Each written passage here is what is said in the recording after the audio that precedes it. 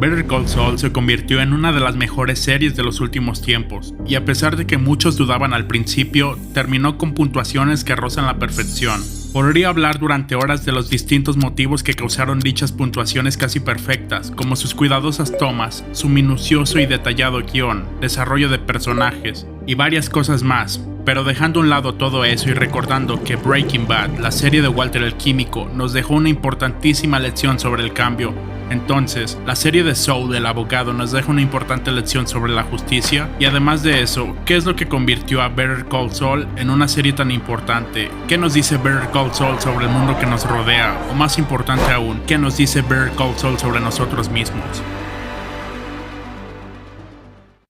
La historia comienza con un Saul Goodman en fase primitiva, es decir, con un Jimmy McGill que lucha día a día para ganarse el pan. Esto a pesar de que su hermano mayor, Chuck, era socio en una importante firma de abogados. Después sabemos que no quiso contratar a Jimmy por múltiples razones, una de ellas, su evidente envidia hacia su hermano menor, pues a pesar de que Jimmy era un tramposo y no era tan buen abogado como Chuck, tenía una habilidad verbal y carisma increíble con el cual se ganaba a las personas fácilmente, cosa que a Chuck le faltaba demasiado. Pero, además de esa evidente envidia, Chuck conocía de maravilla a su hermano menor, tanto así que cuando Jimmy trabajó en un buffet de abogados similar al de Chuck, este terminó desperdiciando dicho trabajo, que no era para nada un mal trabajo, pues vemos que muchos soñarían con un trabajo así. Eso sin mencionar que lo hace de una manera bastante sucia, pues como bien recordarás, hace de todo para que su despido sea injustificado y por lo tanto llevarse jugosos bonos, a pesar de que el líder de la empresa, Clifford, siempre le dio un trato excelente. Esta es la primera lección que Better Call Saul nos enseña sobre la justicia, ya que cuando los fans nos enteramos de que Chuck movió los hilos en HHM para que Jimmy no fuera contratado, la audiencia se divide, ya sea apoyando a Jimmy, viendo la decisión de Chuck como algo injusto, o apoyando al mismo Chuck, viendo su decisión como algo totalmente justo. Sea cual sea el lado en el que te encuentres, lo importante a destacar aquí es la forma en la que esto se parece demasiado al mundo que nos rodea, pues en la mayoría de este tipo de situaciones en las cuales debes elegir a quién apoyar, podrás darte cuenta de que en realidad no hay ni buenos ni malos, solamente hay puntos neutros, cada uno con sus pros y contras, ya sea desde elegir qué color de auto quieres, hasta elegir qué presidente es el menos malo para gobernar.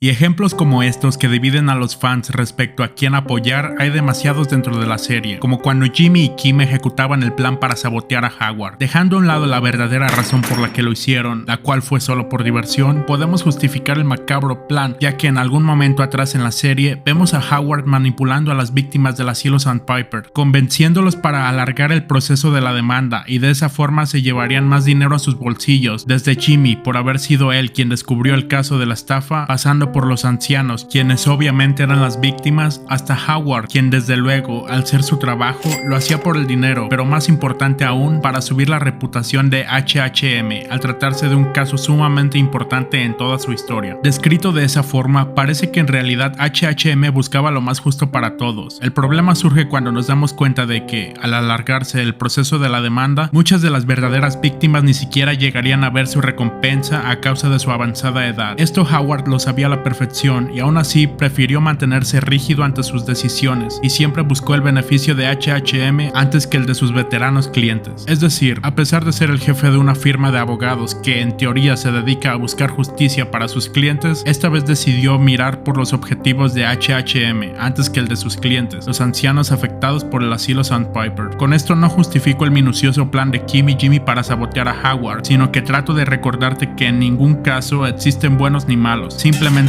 puntos medios que pelean por sus intereses, ya sea con daños o beneficios colaterales para las verdaderas víctimas. Quiero que te des cuenta de cómo Better Call Saul nos enseña la manera en que las grandes corporaciones se aprovechan de la gente inocente, pues en caso de que no lo recuerdes, el asilo Sandpiper abusaba de los precios en los artículos que estos pobres abuelitos usaban en su día a día, desde un simple papel de baño hasta una gelatina. Para Sandpiper, sus clientes eran los escalones perfectos para enriquecerse ilegalmente de la forma antes mencionada, ancianos que por su avanzada edad apenas podían concentrarse en jugar al bingo, quienes, además, sus familiares posiblemente estaban más ocupados trabajando para otras codiciosas corporaciones como para ocuparse de atender o tan siquiera investigar el asilo en el que estos inocentes abuelos pasaban sus últimos días. No es hasta que llega un héroe justiciero que, además de salvarlos, les alegraba el día, a pesar de que este héroe también solo estaba ahí por intereses personales. En el mundo real, algo parecido es llevado a cabo, pues seguro recuerdas haber escuchado sobre empresas que se aprovechan de países pobres para saquear sus recursos naturales y dejarlos aún más pobres, sin que absolutamente nadie haga algo al respecto.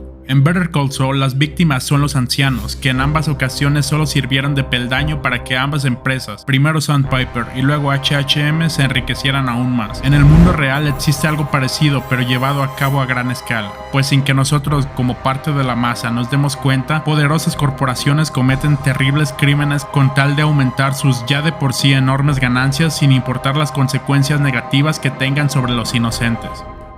Porque no es casualidad que aquel solitario anciano que estaba a punto de perder el único hogar que tenía gracias a una poderosa corporación como lo era el Banco Mesa Verde, le dé una lección de vida a Kim Wetzler, el segundo personaje más importante de la serie. People are all the same. You're soulless money grubbers. And I can see you.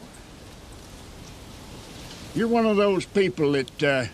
give a little money to charity every month, so you can make up for all the bad that you've done. Now, I don't know how in the world you sleep at night. El comentario de este señor parece que afectó demasiado a Kim, pues poco después vemos que decide renunciar a las grandes empresas para dedicarse a lo que realmente le apasionaba, la verdadera justicia. Una vez más, el héroe llega para salvar el día, pero esta vez de una manera desinteresada, o mejor dicho, para complacer a su novia,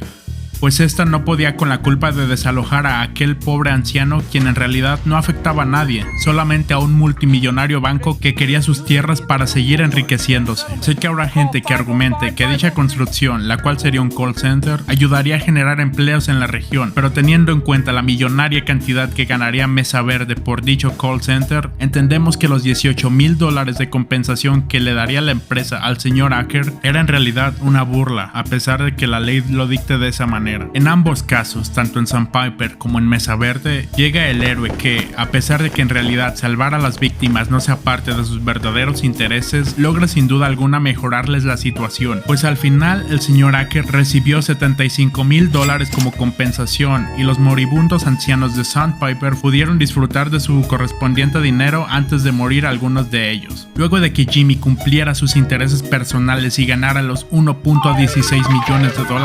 construye su imperio a base de injusticias, como ayudar en la mayoría de los casos, por no decir en todos, a criminales evidentemente culpables, cometiendo a su vez más crímenes e injusticias, como cuando conocemos todo lo que hace con tal de llenarse los bolsillos gracias a este sujeto. Al final, Jimmy recibe la justicia que en realidad merece luego de todos sus sucios crímenes, pero recuerda que esto es una ficción y en el mundo real es raro cuando este tipo de personas reciben la justicia que se merecen, o peor aún, grandes corporaciones que día a día se enriquecen más a expensas de la población, arrebatando sus recursos y explotándolos, fomentando aún más la injusticia y desigualdad económica.